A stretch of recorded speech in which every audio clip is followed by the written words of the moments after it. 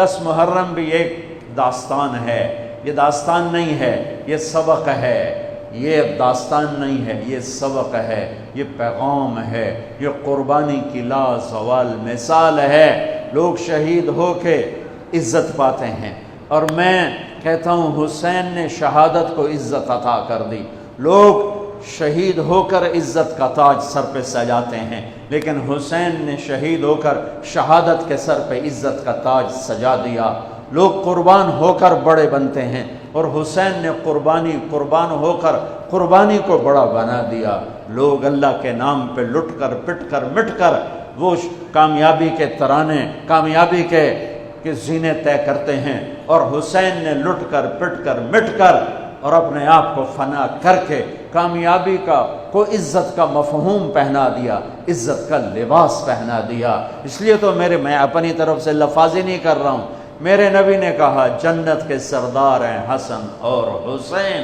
میرا رب کہے گا جنت سے، اے جنت میں نے تمہیں خوبصورت، ارے وہ جنت پہلے ہی بڑی سونی ہے، اس کو خوبصورت بنانے کے لیے سنو۔ اور بڑے زمانے بعد حدیث یاد آئی، میرے نبی نے میرے اللہ فرمائیں گے اے جنت میں نے تمہیں حسن اور حسین سے خوبصورت بنا دیا۔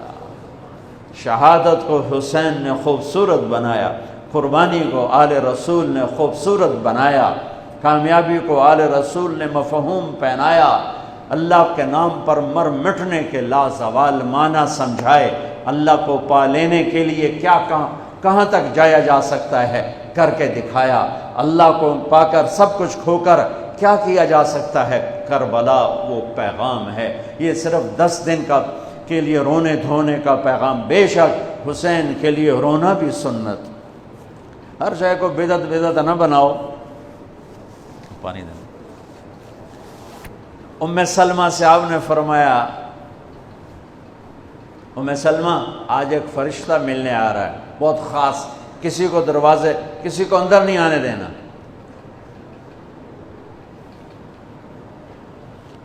حضرت ام سلمہ پیرے پہ کھڑی ہو گئی، تھوڑی دیر میں حسین آ گئے، چھوٹے بچے معصوم ابھی، اندر جانے لگے، انہوں نے روک دیا، وہ رونے لگے، وہ روئے تو انہوں نے چھوڑ دیا۔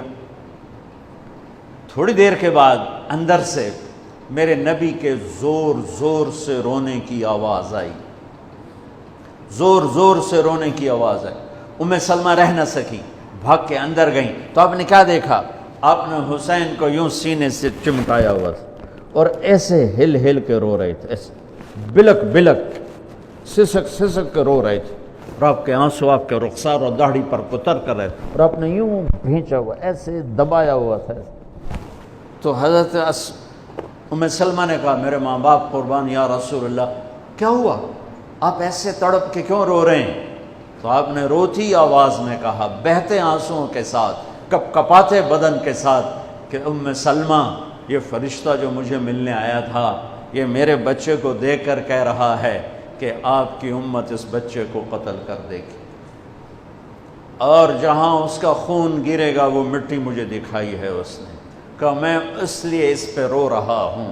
ابھی تو وہ شہید نہیں ہوئے اور رویا جا رہا ہے، تو ہم تو ان کی شہادت پہ روتے ہیں بھائی، ہم تو ان کی شہادت پہ روتے ہیں، اور یہ قیامت تک روتے رہے گی دنیا۔ قیامت یہ اللہ کا نظام ہے، اس نے کربلا کے واقعے کو یوں کر دیا جیسے ہر سال آج ہی ہوا ہے، آج ہی حسین شہید ہو رہے ہیں، آج ہی عبداللہ کا سر کٹ رہا ہے، آج ہی زینب کی چادر کو پھاڑا جا رہا ہے، آج ہی لاشوں کو گھسیٹا جا رہا ہے۔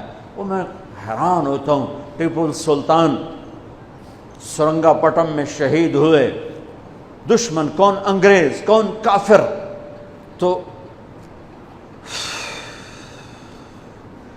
برطانوی لشکر نے ان کو توپوں کی سلامی دے کر دفن کیا اور عزت و احترام کے ساتھ دفن کیا، اور میرے نبی کے نواسے کی لاش کو ان کم بختوں نے کفن بھی نہ پہنانے دیا، جنازہ بھی نہ پڑھنے دیا، دفن بھی نہیں کرنے دیا۔ اگلے دن بنو اسد کے بارے میں پتہ چلا عمر بن سعد کو،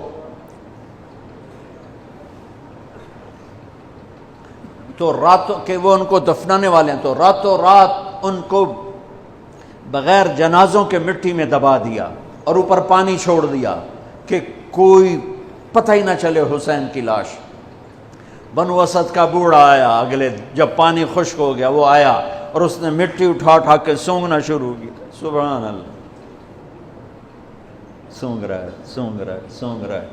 ایک جگہ کی مٹی اٹھا کے سونگا تو اس میں جنت کی خوشبو تھی، تو تڑپ کے بولا یہ میرے نبی کے نواسے کی قبر ہے، یہ میرے نبی کے نواسے کی مٹی ہے، کہ وہ جنت کے سردار تھے تو قبر بھی جنت کی خوشبو پھیلا رہی ہے اس کی۔ حالانکہ بن دیکھی بات ہے، کیونکہ انہوں نے راتوں رات ان کو دبا دیا کہ ان کا جنازہ بھی نہ ہو، لعنت ہو ان کی قبروں پر، ان کی ہڈیوں پر، ان کی روحوں پر، ان کی مٹی پر، ان کی خاک پر۔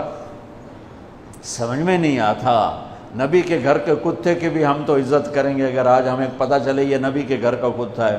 ان کم بختوں کے سامنے نبی کے نواسے کھڑے تھے، نبی کی نواسیاں تھیں اور نبی کی اولاد تھی، اور ان کے دل ایسے پتھر، آنکھیں ایسی اندھی، کان ایسے بہرے کہ انہیں ایسے تلوار چلائی جیسے سامنے کوئی رومی لشکر کھڑا ہو، یا جیسے سامنے کوئی فارسی لشکر کھڑا ہو۔